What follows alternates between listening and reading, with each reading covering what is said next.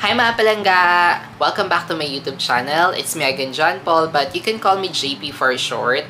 At nandito na nga po tayo sa Pilipinas and I'm so happy mga palangga na naging successful yung ating naging Thailand travel. And in this video nga mga palangga, i-share ko naman sa inyo kung paano nga ba ako nakapunta ng Thailand.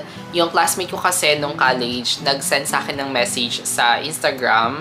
Sabi niya, "Hello Gaku, ask ko lang, paano ka pumuntang Thailand?" Gaku kasi lang tawag nila sa akin nung nag-aaral pa ako ng college. At shoutout nga pala sa iyo, Jeff Dimiano. Kinahiligan ko na rin po kasi talaga mag-travel and as an employee, katulad nyo, nakakaramdam din ako ng pagod, ng stress, ng burnout sa work. Kaya naman, malaking tulong talaga ang pag-travel para mag-reset, mag-unwind, at para lumayo sa stress. And to be honest, mga palangga, ito naging travel namin sa Thailand, ang first international travel ko. So, first time ko lumabas ng Pilipinas. Dahil nga, first travel ko mga palangga overseas, so nanood talaga ako ng madaming vlogs as preparation, sari-sari mga vlogs, kung ano nga ba yung mga dapat gawin kapag magta-travel ka papunta sa Thailand o sa ibang bansa. Pero of course, given naman talaga na kailangan talaga ng pera kapag tayo ay magta-travel. So, bawat travel ko mga palangga, hindi yun bigla-biglaan. Talagang pinag-iipunan ko talaga siya, pinagpaplanuhan bago ako mag-travel. Kasi mahirap na wala kang pera, tapos magta-travel ka, hindi mo siya may enjoy. So, kailangan talaga may pera talaga.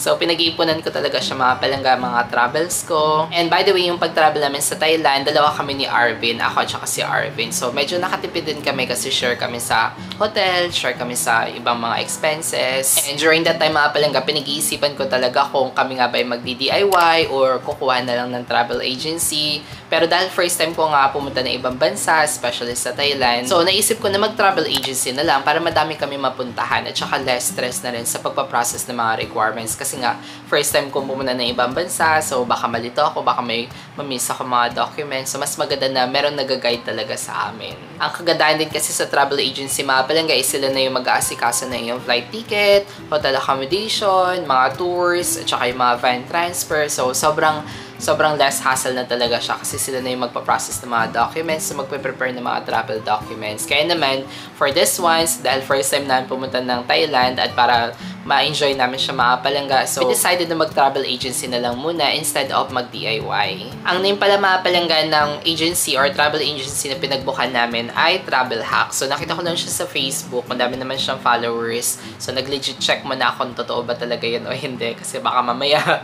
may mga scams kasi karamihan na ngayon, diba? So kailangan talaga natin mag-ingat sa pagganap ng travel agency. So ayun, nag-message lang ako dun sa Facebook page na mga palangga, tapos hiningin nila ko ilang days yung travel namin sa Thailand. At saka nagbigay din sila ng sample quotation tsaka itinerary. So nagbook ako mga palangga last December 2023. So I allowed 3 months kasi yung naging travel date namin is last week ng March. So 3 months yung pagitan para magkaroon din ng preparation tsaka hindi masyadong mahal yung mga flight tickets pa that time. So ayun, I allowed 3 months talaga bago kami mag-travel. So di bali 6 days and 5 nights kami mga palangga doon sa Thailand kasi more on tours kami kasi gusto ko din mapuntahan yung ibang mga lugar doon. Dahil nga more on tours siya mga palangga, so ang offer nila sa amin is 45,000 pesos each kapag 2 packs na yun. So di bali ang total niya is 90,000 pesos pero dahil hati kami ni Arvin, so 45,000 pesos kami each. Tapos yung naging inclusions ng mga palangga is yung back and forth airfare sa Cebu Pacific, tapos yung aming hotel accommodation sa Bangkok City Hotel. Tapos meron pa siyang kasamang daily breakfast. So every morning yun, lagi may kasamang breakfast. Buffet na rin siya. So sulit talaga siya. Tapos van transfer. Tapos yung mga tours namin. Di ba yung driver namin mga palangga sa van. So siya na rin yung parang naging tour guide namin.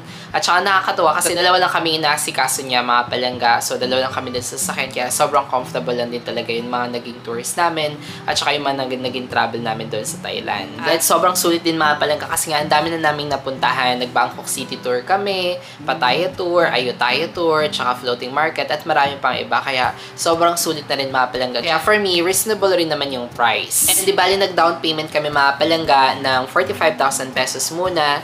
And then, yung kalahati naman is binayaran na namin nung month na ng March. Yung malapit na yung aming travel. So, ayun. Kalahati muna, then kalahati naman nung after 3 months. Pero of course, during the time mga palangga nagbabayad ako, talagang kabado talaga ako kasi malaking amount yun. Baka mamaya scam. Scam yung mapuntahan ko. So, kailangan talaga maging doble ingat mga palangga. Mag-legit check muna kayo kung totoo ba talaga itong travel agency na to. So, kasi uso-uso na yung mga scams ngayon mga palangga sa mga social media. So, mag-legit check nyo muna mga palangga bago kayo magbayad. Tsaka pakiramdaman nyo kung feel nyo hindi kayo masyadong komportable, so hanap kayo ng ibang travel agency. Pero kung hindi ka talaga kayo komportable sa travel agency, so okay lang din naman na mag-DIY. It's up naman to us kung ano yung preferred natin. Gusto ba natin mag-travel agency or mag-DIY? Ang kagandahan naman sa DIY mga palangga, syempre ikaw na yung magpa-process, alam mo yung mga presyo, bawat tours, pwede nyo naman i-book sa Klook yung mga tours nyo, tapos i-book nyo na lang sa Cebu Pacific yung airfare tickets nyo, tapos sa Agoda naman yung accommodation. So, parang okay rin din naman mag-DIY. Pero dahil nga sobrang busy namin, may work pa ako. So, ayun, kaya I decided na mag-travel agency na din. Pero nag-legit check muna ako kay Travel Hacks kung totoo ba talaga siya bago ako nagbayad. And so far, legit naman si Travel Hacks mga palangga. At ang nakakatuwa din naman kay Travel Hacks mga palangga, after namin magbayad ng down payment namin, so binigay na sa amin yung mga tickets namin, yung return tickets, tapos yung accommodation, yung mga vouchers ng mga tours namin. So, nandun na yung feeling namin na safe siya, tsaka legit talaga siya. So ayun, so far dahil empleyado ako mga palangga, naging madali na din yung iba mga requirements. So ang mga requirements na prepare namin mga palangga, syempre, dandyan yung ating passport, yun talagang sobrang importante. Tapos yung return flight tickets, hotel accommodation, tapos yung maging itinerary namin. At dahil nga empleyado ako mga palangga, so syempre nag-file ako ng leave with that travel date. So in-screenshot ko din mga palangga yung confirmation na naka-leave ako that time para lang magkaroon in case lang nahingi nila. Pero hindi naman nila hiningi. So, prepare ko lang siya mga palangga, in-screenshot ko lang siya para just in case, hanapin nila. And of course, yung COE at saka yung company ID. So, prepare ko na rin siya mga palangga. Pati nga payslip so prepare ko na rin yung payslip. At buti na nga talaga mga palangga, nadala ko talaga yung company ID ko. Kasi nung nandun ako sa immigration, so iningin nila yung COE ko. So, medyo nandun pa sila sa COE ko. So, iningan pa nila ako ng company ID. So, buti na talaga dala ko na rin yung company ID ko. So, yun naman mga palangga yung mga requirements kapag kayo ay empleyado. Hindi ko lang sure kung kapag kayo ay business ganon or alam mo yun, yung business owner. So I'm not sure kung ano pa yung mga ibang requirements, pero ayun yung mga requirements as an employee like me. And visa free din naman si Thailand mga palangga, kaya hindi na masyadong madami pa mga requirements. Kahit yung mga basic requirements lang na mga na-mention ko, so okay na yun mga palangga. Nakakatuwa din naman yung travel agency namin kasi nga sila na yung nag-prepare na iba mga requirements namin, na ready na talaga nila. Ginawa nila kami senda kami ng email, tapos nandun na lahat ng mga files, yung mga travel documents. So ayun, sobrang less hassle na talaga siya mga palangga. Pero kung kayo naman mag-DIY, so same lang din naman mga requirements na kailangan yung i-prepare mga palangga. Yung inyong airfare, return tickets, hotel accommodation, of course yung passport nyo, tapos yung maging itinerary nyo. So gawa lang kayo na itinerary, ano yung gagawin nyo dun sa Bangkok, sa day 1, day 2, day 3, ganun. So yun na naman. Tapos syempre yung mga work documents nyo, like yung COE, ID.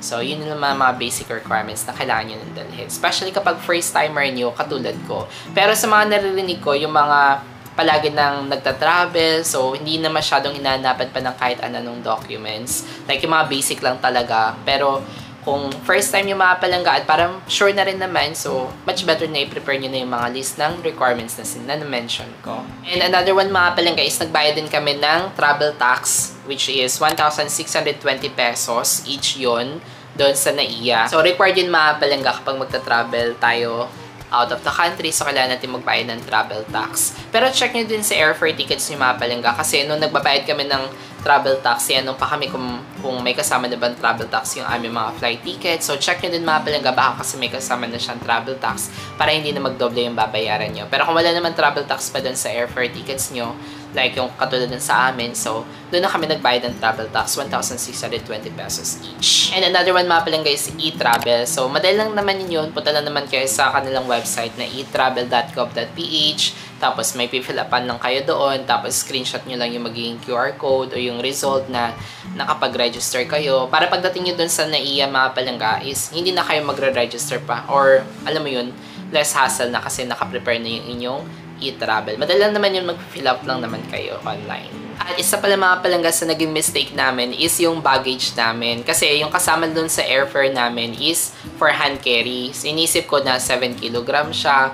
So, ang ginawa ko mga palangga, nag-order ako ng maleta sa Lazada. Tapos, in-order ko is Malaking maleta pala, hindi pala siya for hand carry. Inisip ko kasi na baka sa weight sila magbabase kung hand carry ba siya or hindi. Hindi pala, magbabasehan pala nila yung size mismo ng maleta mo kung pang hand carry ba yung size niya or hindi. So dahil hindi nga hand carry yung maleta namin, pagdating namin doon mga palangga. So ayun, nagbayad kami ng extra for baggage. So 3,000 pesos yung binayad namin papuntang Thailand. Tapos nang pauwi naman, nag-add pa kami ng 2,500 Thai baht. Kaya lesson learned talaga sa amin na yung papalitan na namin yung maleta namin. Gagawin na namin hand carry since dalaw naman kami ni Arvin. So pwede naman kayong tag-isang maleta na hand carry size. At saka pala mga palangga, pagdating naman sa internet, hindi na kami bumili ng SIM card kasi dalawa kami ni Arvin. So, we decided na mag-pocket wifi na lang kami. So, nagbook ako mga palangga sa Klook ng pocket wifi. Nagbabago yung price doon, pero during that time, yung nabook namin is 224 pesos per day. Unlimited na siya mga palangga. So, multiply nyo lang mga palangga kung ilang days kayo mag-i-stay. So, stay kami doon 6 days. So, 224 times 6. And they also required mga palangga na mag-deposit kami ng 1,000 Thai baht security deposit. So, in case na, may problem doon sa pocket wifi kapag binalik nyo. So, makakover nung security deposit. Pero na-refund naman siya sa amin mga palangga as long as ma-return mo siya na maayos sa last day nyo. Tapos, ma-return nyo siya, walang damage. So, ma-receive nyo naman, ma-refund naman sa inyo yung 1,000 Thai baht. So, kung madami kayong mga devices mga palangga or madami kayong magta-travel, tapos sabay-sabay naman kayo lagi. So, I think much better na mag-pocket wifi na lang kayo. Pero kung kayo lang magta-travel, solo traveler lang kayo, o di kaya gusto nyo solo nyo lang yung internet nyo, sa cellphone nyo lang. So, I think okay din naman talaga mag-SIM card kung preferred nyo talaga na sa phone lang, wala na kayo masyado pang dinadala na ibang devices. Ay, meron pa pala kami isang maling nagawa yung palitan ng pera. Kasi ang ginawa namin mga palangga, nag-withdraw kami dito sa NAIA bago kami pumunta na or lumipad papuntang Bangkok.